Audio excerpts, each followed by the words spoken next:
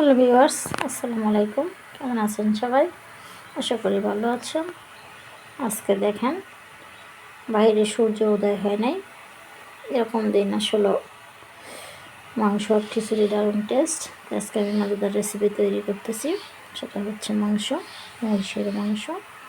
তো দেখেন আমি মাংসটা কীভাবে রান্না করব, মজাদার রেসিপি। সেটা হচ্ছে দেখেন, আমি মাংস কিন্তু প্রথম ধুয়ে তারপরে এটাকে ভালো করে পানি চিপে তারপর এর মধ্যে আমি মাংসের উপরে উপকরণ দিয়েছি, কারণ মাংসটাকে আমি মেখে রেখে দিব সেই জন্য। তাই যে আদা বাটা দিয়েছি, পেঁয়াজ বাটা, রসুন বাটা, তারপরে হচ্ছে যে ধনিয়ার ফাঁকি, হলুদের ফাঁকি, মরিচের ফাঁকি, লবণ। এটা হচ্ছে মরিচের ফাঁকিটা হচ্ছে এরকম, একটু জাল জাল করেও খেতে পারেন, কম জালও খেতে পারেন। আর এখানে আমি রেখেছি হচ্ছে যে ধনিয়ার ফাঁকি, গরম মশলার ফাঁকি, যে গরম মশলার ফাঁকিও করেছি। আবার কিন্তু আমি যে হালকা পাতলা গরম মশলা কিন্তু নিয়েছি, কারণ ফাঁকি করলেও এই হালকা পাতলা গরম মশলা দিতে হয়। আর এই যে গরম মশলার ফাঁকি যে আমি দিয়ে দিলাম। আর এই যে ধনিয়ার ফাঁকি, এটা হচ্ছে জিরার ফাঁকি আর ধনিয়ার ফাঁকি আগে দিয়েছি, এখন হচ্ছে জিরার ফাঁকি। তো এই যে আমি দিয়ে দিলাম। এটা হচ্ছে এই যে আমি সবগুলো উপকরণ কিন্তু দিয়ে দিচ্ছি। এখন কিন্তু আমি যে তেলটা দিয়ে দিব, আমি তেলটা দিয়ে দিলাম। এখন কিন্তু আমি এটাকে সুন্দর করে মাখবো, মেখে হলুদের পরিমাণটা দেখে, তারপর একটু হলুদ লাগে, হলুদ দিয়ে কিছুক্ষণ রেখে দিব। তো এটাকে এখন আমার ভালো করে মিশ্রণ করতে হবে, ভালো করে মিশ্রণ করতে হবে। মিশ্রণ করে তারপর আপনাদেরকে দেখা এখানে বললাম মাংসটা কিন্তু মেখেছি। এবার আপনারাও কিন্তু মাখবেন, মেখে 10 মিনিট রাখবেন, 5 মিনিট রাখবেন, কিছুক্ষণ। সবচেয়ে কথা হচ্ছে যে কিছুক্ষণ রাখবেন। তো দেখেন মাখলে কিন্তু বোঝা যায় যে কী হয়েছে এবং কী হয়েছে না। আর দেখেন বড় বড় বাবরচিরা কিন্তু মেখে এটার সেন্ট দেখে যে বেশি কম হয়েছে আর কি লাগবে। তো এটা হচ্ছে বোঝার বিষয়। তো দেখেন আমরা কিন্তু থেকে মাখলাম, মেখে আমি এটাকে দেখলাম সব কিছু হয়েছে, খুব সুন্দর হয়েছে। এখন আমি 5 মিনিট রেখে তারপরে চলতে বসাবো। 5 মিনিট রাখবো এই কারণে যাতে এটা টেস্ট পরিমাণটা দ্বিগুণ বাড়ে, এই জন্য আমি এটাকে 5 মিনিট রাখবো। রেখে দেখেন মাংস সকল কিছু হয়েছে। এখানে কিন্তু দারুণ একটা টেস্ট, একটা মেল আসছে রান্নার। তো যদি সব কিছু ঠিকঠাক হয় তাহলে কিন্তু মেলটা আসে। তো এইভাবে আপনারা কিন্তু মেখে রেখে দেবেন। তো এখন কিন্তু আমি চুলাতে বসাবো।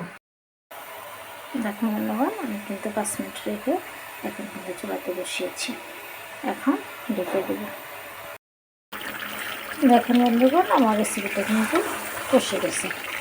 এখন আসলেও কিন্তু মাংসের বিষয়টা হচ্ছে এরকম, মাংসটা কিন্তু ভালো করে ধুয়ে তারপরে এটা পানি ছেঁকে দিয়ে রক্তের পানিটুকু ফেলে দিয়ে ছেঁকে তারপরে কিন্তু যদি আমি মাংস সকল উপকরণ দিয়ে মেখে রেখে দিই তাহলে এই মাংসটা টেস্ট অন্যরকম হয়। তারপর যদি মাংসটাকে এইভাবে ভালো করে কষিয়ে তারপরে দিলে কিন্তু আর টেস্ট সবসময় মনে রাখবেন, মাংস কিন্তু কষাতে হবে। মাংসের পানি কিন্তু শুকিয়ে তারপরে মাংস তেল খুলে কষানো হয়, এটা কিন্তু বুঝতে হবে। যত কষাবেন তত টেস্ট হবে। আর এই দিনে কিন্তু মাংস খিচুড়ি রান্না কিন্তু টেস্ট লাগে। তো আপনারাও যাদের ওখানে ইচ্ছে এরকম পোষণ করে রান্না করবেন। আর এটা হচ্ছে এবার কষাবেন, আমি আর একটু কষবে, এখন দেখে দিই। দেখুন বন্ধুগণ, আমার মাংসটা কিন্তু কষে গেছে। এখন আমি দিয়ে দেব, দেখুন কালো কালো হয়ে গেছে, এটা হচ্ছে মাংসের কালো কালো। মাংসের কালো ভুনার মধ্যে এটা মানুষের বিভিন্ন ধরনের কথা বলে, বিভিন্ন কিছু দিতে পারে না, এটা আসলে ভালো কথা। এটা হচ্ছে কষানো করলেই কালো হয়ে যায়। কষানো মোটো কষানো হতে হবে। এই যে দারুণভাবে কষা হয়েছে, এই দারুণভাবে কষানো হয়ে গেলেই মাংস কালো হয়ে যায়। এটা অন্য কোনো উপকরণ দিতে হয় না। এটা মানুষের আসলে অনেক কিছু কথাবার্তা, অন্য কথাবার্তা একটা যে রাঁধুনি সে এভাবে ভালো করে রাখতে পারে। তো দেখুন এখন কিন্তু আমি জল দিয়ে দিই। এখন আমি জলটা অ্যাড করে আমি দিয়ে দিলাম। দারুণ, সুপার। এখন আমি ডেকে দেব। এটাকে আমি ডেকে দেবো। দেখুন বন্ধুরা, আমার রেসিপিটা কিন্তু হয়ে উঠেছে, হয়েই গেছে, আর একটু হবে, বেশি না। এখন আমি সব কিছু দেখেছি, লবণ টবণ মশলা আর কিছু লাগবে কিনা, ঠিক আছে, সব কিছু হয়ে গেছে। এটা শুকনা কালো বোনা। এই শুকনা কালো বোনা কিন্তু গরুর মাংসের অথবা মহিষের মাংস অথবা খাসির মাংস যেটাই হোক অনেক টেস্ট। এটা কিন্তু দেখুন আমি একটা কালো বোনা করেছি মহিষের মাংস। এটা একটু হবে বললে তারপর কিন্তু পরিবেশন করে আপনাদেরকে বলে দেবো এবং এটা খেয়ে দেবো।